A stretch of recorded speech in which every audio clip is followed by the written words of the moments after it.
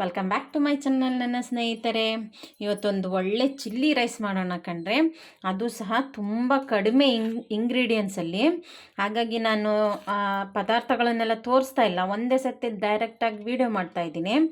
ಇಲ್ಲಿ ಬಾಣಲಿನೂ ಸಹ ಕಾದಿದೆ. ಇಲ್ಲಿ 4ರಿಂದ 5 ಸ್ಪೂನಷ್ಟು ಎಣ್ಣೆ ಹಾಕಿದ್ದೀನಿ. ಆ ಎಣ್ಣೆಗೆ ಒಂದು 1/4 ಟೀ ಸ್ಪೂನಷ್ಟು ಜೀರಿಗೆ ಹಾಕ್ಕೊಳ್ಳೋಣ. ಇದು ಜೀರಿಗೆ ಸ್ವಲ್ಪ ಚಿಟಪಟ ಅಂತ ಇದೆ ನೋಡಿ, ಇಷ್ಟು ಬಿಸಿ ಆದರೆ ಸಾಕು. ಈಗ ಎಂತ ಬೇಡ ಕಣ್ರಿ. ಇವಾಗ ಚಿಲ್ಲಿ ಒಂದು 10 ಹಸಿಮೆಣ್ಸಿನ್ಕಾಯಿ ತೊಗೊಂಡಿದ್ದೀನಿ, ಸಣ್ಣ ಕುಯ್ಕೊಂಡಿದ್ದೀನಿ. ನಿಮಗೂ ಯಾವ ಥರ ಬೇಕೋ ಆ ಥರ ಕುಯ್ಕೋಬೋದು. ಹಾಗೆ ಒಂದು 2 ಕಡ್ಡಿ ಕರಿಬೇವು ಸೊಪ್ಪು, ಆಯಿತಾ. ಈಗ ಜೀರಿಗೆ ಚಿಟಪಟ ಅಂತ ಇದೆ. ಈಗ ಹಸಿಮೆಣ್ಸಿನ್ಕಾಯಿನ ಹಾಕೋಣ. ಚೆನ್ನಾಗಿ ಫ್ರೈ ಮಾಡಬೇಕು ಸ್ನೇಹಿತರೆ. ನಾನಿಲ್ಲಿ 10 ಹಸಿಮೆಣ್ಸಿನ್ಕಾಯಿ ತೊಗೊಂಡಿದ್ದೀನಿ. ನಿಮಗೆ ಎಷ್ಟು ಬೇಕಾದರೂ ತೊಗೋಬೋದು. ಇಲ್ಲಿ ಕ್ವಾಂಟಿಟಿ ಏನು ಹಾಗೆ ಹೀಗೆ ಅಷ್ಟಿಷ್ಟು ಅಂತ ಏನಿಲ್ಲ. ನಿಮಗೆ ಖಾರಕ್ಕೆ ಎಷ್ಟು ಬೇಕೋ ಅಷ್ಟು ತೊಗೋಬೋದು. ಇಷ್ಟಪಡೋರು ಜಾಸ್ತಿ ತೊಗೊಳ್ಳಿ. ಇವಾಗ ಇಲ್ಲಿ ಚಿಲ್ಲಿ ಫ್ರೈ ಆಗ್ತಾಯಿದೆ ನೋಡಿ. ಅದಕ್ಕೆ ಉಪ್ಪು ಸ್ವಲ್ಪ ಹಾಕೊಳ್ಳೋಣ. ಯಾಕೆಂದರೆ ಅನ್ನಕ್ಕೆಲ್ಲ ನಾವು ಉಪ್ಪು ಹಾಕಿರ್ತೀವಿ, ಅದಕ್ಕೋಸ್ಕರ. ಇದು ಒಂದು ಅನ್ನದ ಐಟಮು ಸ್ನೇಹಿತರೆ. ಹಳೆ ಅನ್ನ ಇರುತ್ತಲ್ಲ, ಆ ಅನ್ನದಲ್ಲೂ ಸಹ ಮಾಡ್ಕೋಬೋದು, ಇಲ್ಲ ಬಿಸಿ ಅನ್ನದಲ್ಲೂ ಸಹ ಮಾಡ್ಕೋಬೋದು. ನೋಡಿ ಸ್ನೇಹಿತರೆ, ಇಲ್ಲಿ ಹಸಿಮೆಣ್ಸಿನ್ಕಾಯಿ ಒಳ್ಳೆ ಫ್ರೈ ಆಗಿದೆ ಕಣ್ರಿ. ಈಗ ಕರಿಬೇವು ಸೊಪ್ಪು ಹಾಕೊಳ್ಳೋಣ. ಇದೇನು ತುಂಬ ಕೆಲಸ ಇಲ್ಲ ಸ್ನೇಹಿತರೆ, ತುಂಬ ಈಸಿಯಾಗಿ ಮಾಡ್ಕೋಬೋದು. ಈ ಕರಿಬೇವು ಸೊಪ್ಪು ಚಿಟಪಟ ಅಂತ ಹಣ್ಣಲಿ 2 ಸೆಕೆಂಡು.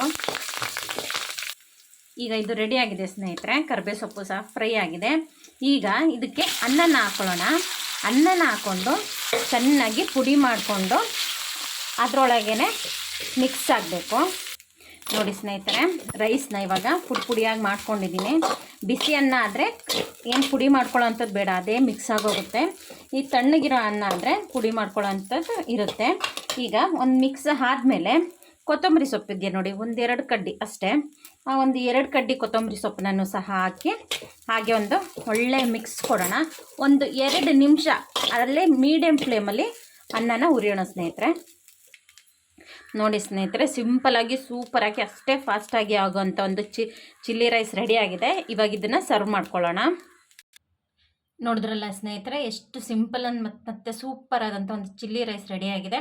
ಇದು ಹಳೆಯದು, ಯಾವುದೇ ಬೆಳಗ್ಗೆ ಮಾಡಿದ್ದಾಗಲಿ ಸಂಜೆ ಮಾಡಿದ್ದಾಗಲಿ ಚಿಕನ್ ಗ್ರೇವಿ, ಮಟನ್ ಗ್ರೇವಿ, ಒಂದು ವೆಜ್ ಗ್ರೇವಿ ಇತ್ತು ಅಂದರೆ ಒಂದೊಳ್ಳೆ ಕಾಂಬಿನೇಷನ್ ಕಂಡ್ರೆ. ಹಾಗೆ ಸಾನಿಧಿ ಸಿಂಪಲ್ ಅಡುಗೆ ಮನೆ ಚಾನಲ್ನ ಸಬ್ಸ್ಕ್ರೈಬ್ ಮಾಡ್ಕೊಳ್ಳಿ, ಲೈಕ್ ಮಾಡಿ, ಹೀಗೆ ಸಪೋರ್ಟ್ ಮಾಡಿ. ಜಾಸ್ತಿ ವೀಡಿಯೋನ ಲೈಕ್ ಮಾಡಿ ನನಗೆ ಸಪೋರ್ಟ್ ಮಾಡ್ತಾಯಿರಿ. Thank you.